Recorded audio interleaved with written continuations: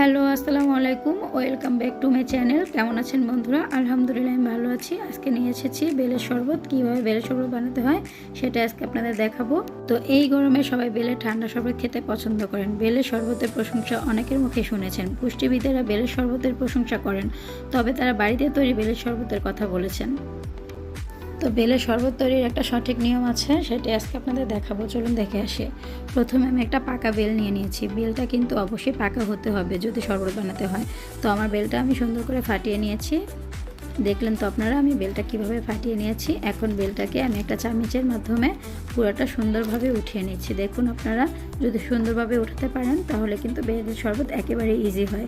অনেকেই কিন্তু ব্লেন্ড করে বেলের শরবত বানায়, সেটাতে কিন্তু বেলের শরবত তিতা হয়ে যায়। আপনারা ভুলেও এই কাজটা করবেন না। খুব সহজে রেসিপিটা বানানোর জন্য বেলের শরবতটা যদি ব্লেন্ডার করেন আপনার শরবতটা কিন্তু একেবারে তিতা হয়ে যাবে, একদম ভালো লাগবে না।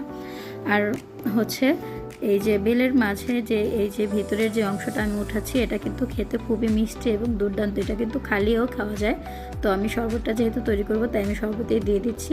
এই শরবতটা এই গরমে সত্যি পেট ঠান্ডা করে এবং শরীরের জন্য খুবই উপকারী।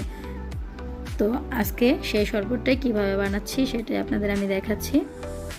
তো এক এক করে আমি সুন্দর করে পুরোটা বেল থেকে আমি বেলটা ছাড়িয়ে নিলাম। খোসা ছাড়ানো হয়ে গেলে আমি বেলের শরবতটা যেভাবে বানাবো সেটাই আজকে আপনাদের দেখাবো।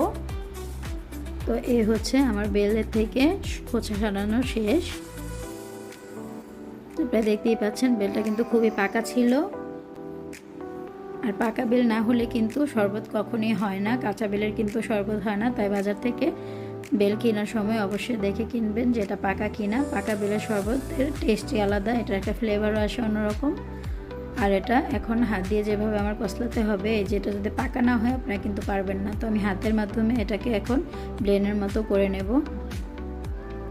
তো এটাতে একটু পানি অ্যাড করে নিয়ে তারপরে এটা হচ্ছে কষলালে তাহলে সুন্দর করে রসটা বের হবে। পানি না দিলে কিন্তু শুকনো আছে, মানে শরবতের রসটা বের হয় না। তো আমি পানি দিয়ে সুন্দর করে চেগুটে তারপরে রস বের করছি।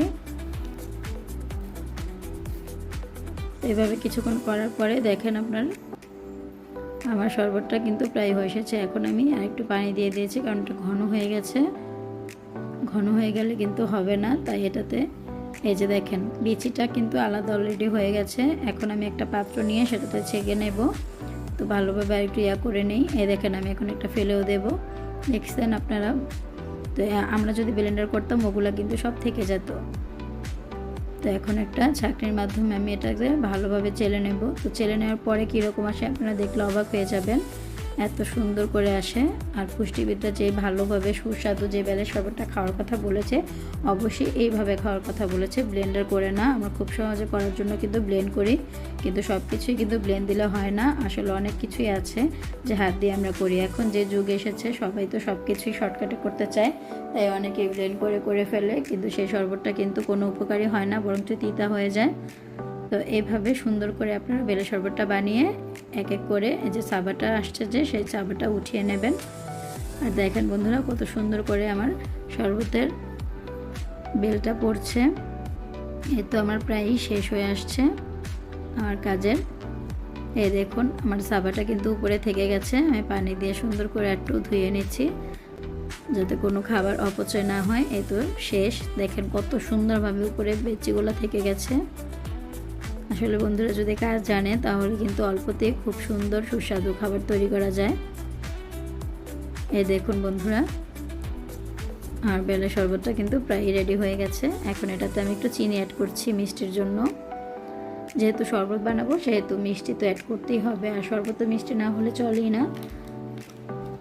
তো পরিমাণ মতো আমি চিনি দিয়ে দিয়েছি। আপনারা যে যেরকম মিষ্টি খান সেরকম চিনি দিতে পারেন। আমার চিনি দেওয়ার পরে এখন আমি অ্যাড করব একটু লবণ।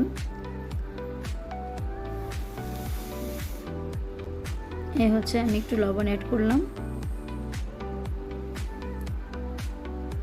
এই তো আমার ফাইনাল লুক চলে এসেছে। এই হচ্ছে আমার শরবত। দেখেন কতটা ঘন এবং মসৃণ হয়েছে আমার বেলের শরবতটা, আর একটুও কিন্তু ময়লা জমে নেই। তো আমি এখন খাবারের জন্য ঢেলে নেব, পরিবেশন করব যেভাবে সেটা আজকে দেখাবো।